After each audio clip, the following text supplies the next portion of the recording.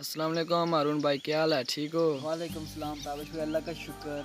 आज यहाँ आकर आपको जो है बचपन की याद ताज़ा करके आपको कैसा लगा यहाँ पर आकर? यार भाई असल में बात यह है ना कि बचपन के दिन होते थे, पुरअमन दिन होते थे। हाँ, तो ये तो बात है। एक बात यह है कि बचपन के दिन होते ही पुरअमन है, खेलने कूदने हाँ, की उम्र होती है। दूसरा ये कि वक्त के साथ हालात बहुत बदल जाते हैं। हाँ, बचपन में हम आते थे यहाँ, हर तरफ हमें मेहनत कश नज़र आते थे। लोग अपने काम काज करते थे, अपनी मेहनत मजदूरी करते थे। दूसरा ये था कि पुरअमन था, ना माहौल यहाँ पे पूरा मन था। पुरअमन था बिल्कुल। लोगों में आपस में मोहब्बत थी, मोहब्बत था, भाईचारा था। इत्तेहाद था, सब कुछ था। तो ना तो ये सीज फायर लाइन थी, हाँ, तो देख सकते हैं आप सीज फायर लाइन। ये देखें। अब जैसा कि ये है कि ये तो सीज फायर लाइन हो गई है, इसकी वजह से हमारी जो है ना बहुत बड़ी बड़ी हमारे लिए मुश्किल खड़ी हो गई है। एक तो ये था कि पुरअमन था, ना शैलिंग का खतरा था, ना ये खतरा था कि अगर हमारा कोई बंदा आगे की तरफ जाएगा तो वो ज़िंदा वापस आएगा या नहीं। जैसे हम बचपन में थे तो पहले सुनते थे कि इस तरह के जंग अजीम अव्वल दोम, इस तरह गदर लगी थी, इस तरह ये हुआ था, जंगें हुई थी। वो सब एक ये था कि पास्ट था। जैसे कौम आगे जाती है तो कौम तरक्की करती है, ना कि ये गन गरज होती है गोलियों की बंदूकों की, बल्कि कौम एक बिल्कुल अपने लिए ना अमन ढूंढती है। वो अमन तो अब रहा नहीं, सीज फायर लाइन हो गई हमारे तो आपके ज़हन में क्या ख्याल है कि अमन उस तरीके का दोबारा किस तरह से आ सकता है? किस तरह अमन कौन से काम अमन की बात कर रहे हैं? यहाँ जब भी कोई आज़ादी के नाम का झंडा लेकर निकला है भाई, उस पर फायरिंग की गई है, उसको नज़रबंद किया गया, उसको कत्ल किया गया, उसको दहशतगर्द कहा गया, टेररिस्ट कहा गया। ये कौम जो है ना अपने मुफाद के लिए कुछ भी कर सकती है। हम सियासी लीडरान के पीछे भागते हैं भाई, जो हमने अगर अपने घर की टूटी लगवानी हो, रास्ता पक्का करवाना हो, कोई जो है ना सरकारी नौकरी चाहिए, हमें किसी सरकारी काम में हमारा जो है ना फ़ायदा नज़र आ रहा हो अगर हमें, तो हम उसके पीछे भागते हैं, उसको ज़्यादा हम जो है ना तरजीह देते हैं। लेकिन ये देखें, उस साइड भी मुसलमान है, इस साइड भी मुसलमान है। कश्मीर एक छुपी छुपी बात नहीं है, कश्मीर एक आलमी सतह पर बड़ा मसला है, तो इसके लिए कोई नहीं निकलता। तो आप इसके लिए क्या कहते हैं कि हमारे पास कोई ऐसा लीडर होना चाहिए जो आज़ादी की बात करता हो, जो 2.25 करोड़ कश्मीर के अवाम की बात करता हो, उसकी खुशहाली और उसके बेहतरीन समाज की बात करता हो?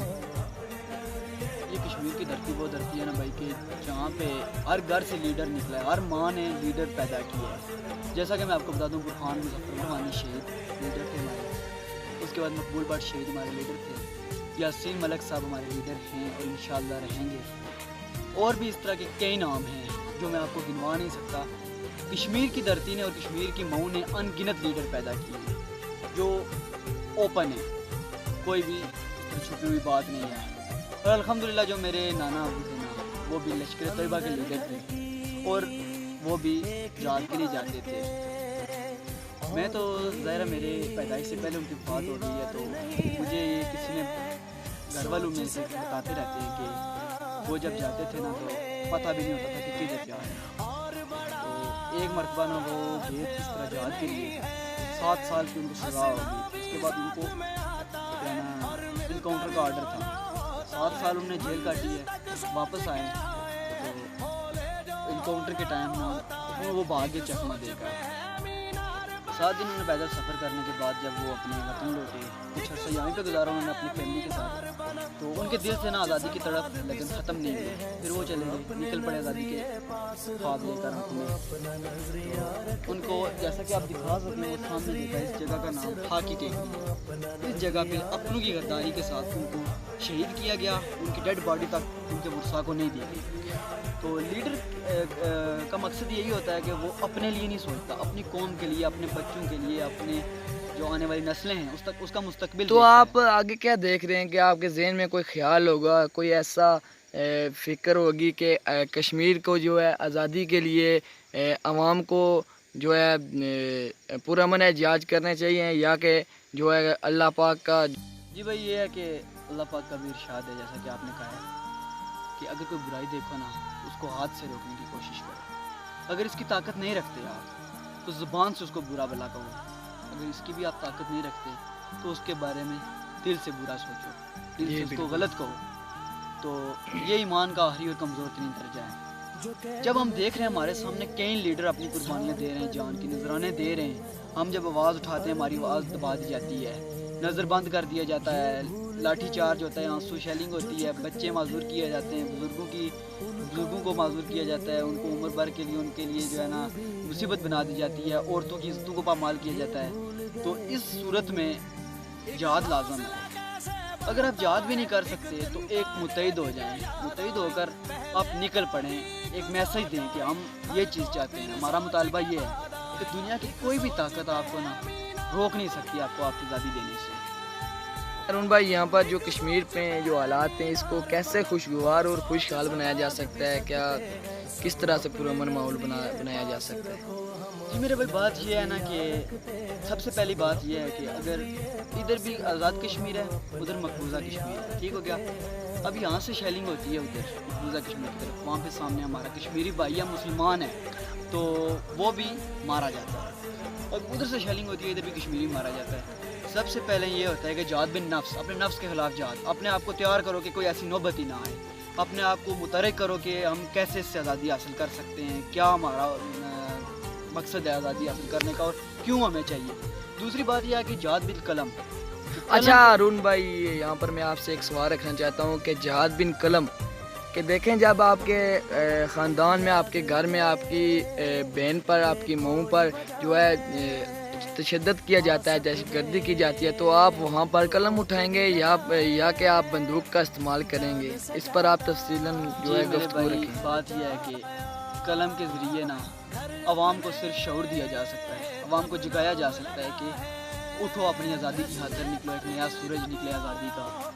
تو قلم کے ذریعے کسی کا بندہ قتل نہیں کر سکتا، کسی کا مائنڈ سیٹ بندہ چینج کر سکتا ہے، اس کو ایک راستے سے ہٹا کے دوسرے راستے پر لا سکتا ہے۔ تو آپ نے جو یہ بات کی ہے کہ قلم کے ذریعے جہاد، یہ بات ٹھیک ہے کہ اگر اس طرح کی کوئی ہوتی ہے کہ دہشت گردی کی صورت میں ہم اس کے ساتھ قلم سے وار نہیں کر سکتے، اس کے لیے جہاد لازم ہو جاتا ہے۔ تو آپ یہ نہ سوچیں کہ ہم ابھی جہاد کے لیے نکلیں گے، کہ آزاد کروانے نکلیں گے ہم کشمیر کو تو ہماری تعداد کم ہے، آگے انڈین آرمی ہے، انڈین جو ہے نا اس طرح پولیس ہو گئی، تو یہ ہے کہ جتنی بھی آگے پولیس ہے، جو بھی ہے، ناکے ہیں، ہم اس کو اچیو کر سکتے ہیں اگر ہمارے اندر اتحاد ہو، ہم مضبوط ہوں، سب یکجا ہوں۔ تو آپ کیا سمجھتے ہیں کہ یہ جو کشمیری عوام ہے، 2.25 کروڑ عوام ہے جو جموں کشمیر ایکسائز اتفاق کی، یہ ہندوستان اور پاکستان کے عوام پر، فوج پر یہ مسلط ہو سکتی ہے؟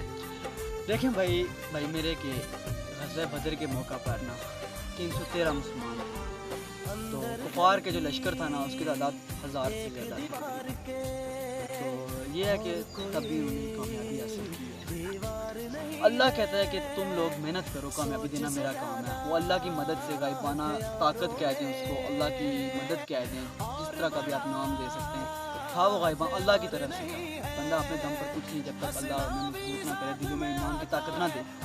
تو اس ٹائم بھی کفار پہ جو ہے نا بھاری پڑ گیا تھا لشکر وہ والا، کہ یہ مشکل کام نہیں ہے بھائی میرے، یہ مشکل کام نہیں ہے، بس دل میں ایمان کا جذبہ ہونا چاہیے، آزادی کی تمنا ہونی چاہیے، خود مختاری کا جذبہ ہونا چاہیے، تو آپ کوئی بھی مشن اچیو کر سکتے ہیں۔ یکجا ہونا پڑتا ہے، یہ نہیں کہ آج اس پارٹی کے ساتھ، کل اس پارٹی کے ساتھ، آپ پارٹی چھوڑو، آپ خود کو بدلو۔ ہر دل میں نیشنلسٹ ہونا چاہیے، ہر دل میں آزادی پسند ہونا چاہیے، یہ بات نہیں کرنی چاہیے کہ وہ دیکھو جی نعرے لگاتا ہے، نعروں سے آزادی نہیں ملتی۔ بھائی جان، نعرے وہ آپ کی نسلوں کے لیے لگا رہا ہے، آپ کے فیوچر کے لیے لگا رہا ہے، کہ جو انڈیا میں آج ظلم و ستم کا بازار گرم ہے۔ دیکھیں پچھلے عرصے میں کتنا لمبا لاک ڈاؤن لگا تھا وہاں پہ، جب ایکٹ وغیرہ ختم کیے گئے تھے، جب اس کی ریاستی حیثیت ختم کی گئی تھی، تب جو حال ہوا تھا، اگر کل آپ کے ساتھ وہ حال ہو تو پھر ذرا یہ بات سوچیں، آپ اپنے آپ کے لیے نہ صحیح اپنی نسلوں کے لیے سوچیں۔ تو آخر پر آپ ارون بھائی یہ جو ہے کشمیری عوام کو یہ کیا پیغام دینا چاہتے ہیں کہ ہم کس طرح سے اپنی گول کو اچیو کر سکتے ہیں؟ تو یہ جو کشمیر کی آزادی کی جنگ ہے تو وہ کیسے لڑ سکتی ہے، کیسے اپنے گول کو اچیو کر سکتی ہے، کیسے جو ہے پاکستان اور جو ہندوستان کشمیر پہ مسلط ہیں یہ کس طرح سے ہٹائے جا سکتے ہیں، ان کی فوجیں یہاں سے نکالی جا سکتی ہیں؟ دیکھیں میرے بھائی، میں اصل میں یہی کہنا چاہتا ہوں کہ ایک رہو، یکجا رہو، کوئی بھی آپ کو طاقت الگ نہیں کر سکتی۔ جب ہم میں بھائی چارہ ہوگا، اتفاق ہوگا نا، کوئی بھی بیرونی طاقت ہم پہ حملہ نہیں کر سکتی۔ تو یہی سب سے بڑا مشن یہ ہوتا ہے کہ آپ لوگ ایک ہو جائیں، آپ ہاتھ سے روکنے کی کوشش کریں برائی، نہ صحیح آپ منہ سے چپ کروائیں، نہ صحیح تو آپ دل میں برا سوچیں، لیکن آپ کے پاس اگر اللہ نے آپ کو اتنی طاقت دی ہوئی ہے کہ آپ اس کے ساتھ لڑائی کر سکتے ہیں، حملہ کر سکتے ہیں، تو آپ کریں۔ ظاہر سی بات ہے کہ ایک مسلمان دوسرے مسلمان کے لیے بھائی ہے، اور اسلام میں بھی یہی کہا گیا ہے کہ مسلمان آپس میں بھائی ہیں، اور بھائیوں کی مدد کرنا ہمارا فرض بنتا ہے، ہمارا اہم فریضہ ہے۔ تو دوسری یہ کہ جب کفار کسی بھی قوم پہ، مسلم قوم پہ ظلم کرتے ہیں نا، تو وہ چاہے جہاں بھی ہوں، ہمارا ان کے ساتھ مدد ہماری جو ہے نا لازمی ہو جاتی ہے۔ میں یہی کہوں گا کہ نکلو اپنی خاطر، نکلو کشمیر کی خاطر، کشمیر بنے گا خود مختار، جیے کشمیر زندہ باد۔ تھینک یو ارون بھائی، بہت بہت شکریہ۔